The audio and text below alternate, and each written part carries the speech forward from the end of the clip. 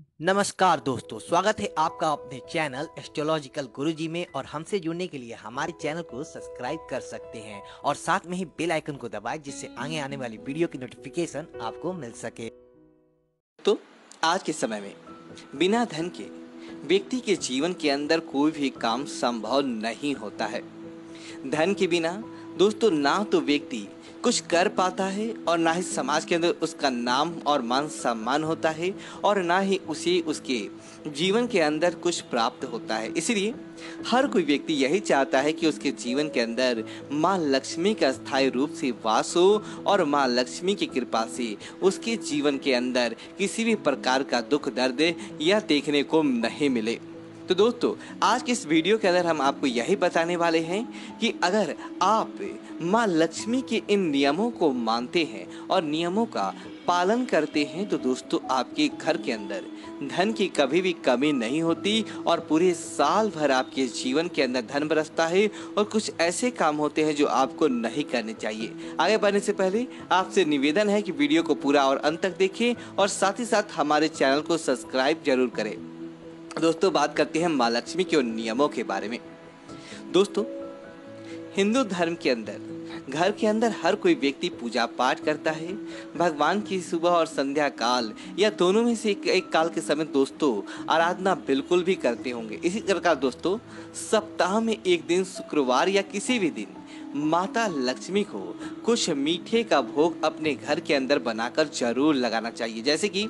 आप हलवा, पूरी या खीर या किसी प्रकार के मीठी मिठाई का घर के अंदर भोग बनाएं और उसके बाद परिवार के सारे सदस्यों के मध्य इस मीठे भोग को बांट दें। अपने आसपास के अंदर भी इस प्रसाद को बांटने से माँ लक्ष्मी की आपको दूर दूर से कृपा दिखाई देती है और माँ लक्ष्मी की कृपा प्राप्त होने से आपके जीवन से कंगाली कोसों दूर चला जाता है।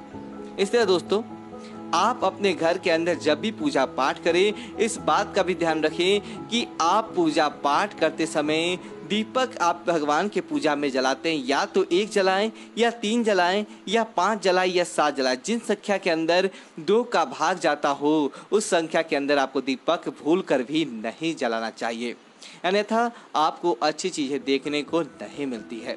इस बात का भी आपको जरूर ध्यान रखना है और ताकि आपके जीवन के अंदर धन लाभ देखने को मिले। दोस्तों अगर आप कर्ज मुक्त से समस्या के परेशान चल रहे हैं, अपने किसी प्रकार का पैसा अपना डूब चुका था, उसके बाद आपने कर्ज लिया और वह भी पैसा कहीं चला गया, आपकी जीवन स्थिति मुश्किल में आ गई, आप चाहते हैं कि कर्ज तो आपका चौतर जाए और साथ ही साथ आपकी अलमारी के अंदर भी धन बना रहे, तो दोस्तों प्रत्येक मंगलवार और शनिवार को आप हनुमान जी के समक्ष बैठकर हनुमान चालीसा का जाप करें और कर्ज मुक्ति की प्रार्थना करें। दोस्तों आप देखेंगे कि देखते ही देखते आपका कर्ज आपसे कोसों दूर चला जाता है और धन की भंडार भरने लगते हैं। हनुमान जी की कृपा से कोई भी आपका इस मामले के अंदर बाल विवाह नहीं करता है।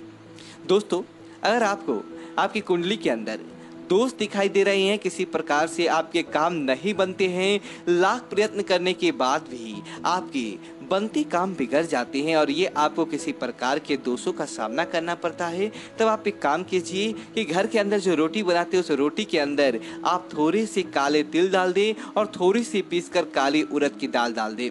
और उसके बाद उसकी रोटी बनाएं। क्योंकि दोस्तों इससे शनि दोष समाप्त होते हैं और भगवान शनिदेव के सम्मुख आशीर्वाद मिलता है। दूध के साथ आटे को बनाकर उसकी रोटियां बनाएं और उसके बाद घर परिवार के सारे सदस्यों और जिसके ऊपर विशेष तौर से शनि की त्रिड़ी दृष्टि चल रही है उसके ऊपर से 7 बार उस रोटी को ओसारें और ओसारने के बाद गरीब बच्चों और काले कुत्ते को खिला दें। दोस्तों आप देखेंगे कि देखते ही देखते भगवान शनिदेव के तेरी दृष्टि सकारात्मकता में बदल जाती है और उनका प्रभाव आपके जीवन के अंदर दिखाई देने लगता है और किसी न किसी रूप से आपको फायदा प्राप्त होता है, बस मात्र इस उपाय को करने से।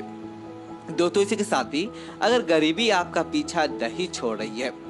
लाख प्रयत्न करने के बाद भी धन की हानि का सामना करना पड़ रहा है, भगवान शनिदेव की सकारात्मकता आपके जीवन के अंदर चाहते हैं, तब आपको एक काम करना है कि आप एक चौमुखी दीपक बनाएं। शनिवार के दिन आटे का चौमुखा दीपक बनाएं, या घर के अंदर जो मिट्टी का चौमुखा दीपक होता है उसके अंदर 4 बाती जलाएं। और उसके बाद शनिवार के दिन आप अपने आसपास कहीं पीपल का पेड़ है तो वहां पर जाकर उसके अंदर सरसों का तेल और कुछ काले तिल के दाने डालकर आपको पीपल के पेड़ के नीचे रखकर ओम स शनिचराय नमः, ओम स शनिचराय नमः का इस प्रकार का मंत्र जाप करते हुए आप दीपक को जला दे और भगवान शनिदेव से नकारात्मकता दूर करने की और धन प्राप्ति की मनोकामना मांगते हुए आप अपने घर की तरफ आ जाएं और आते समय आपको पीछे मुड़कर नहीं देखना है।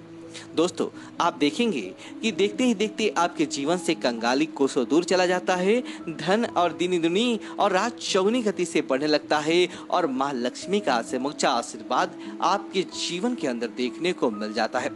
दोस्तों, इसी तरह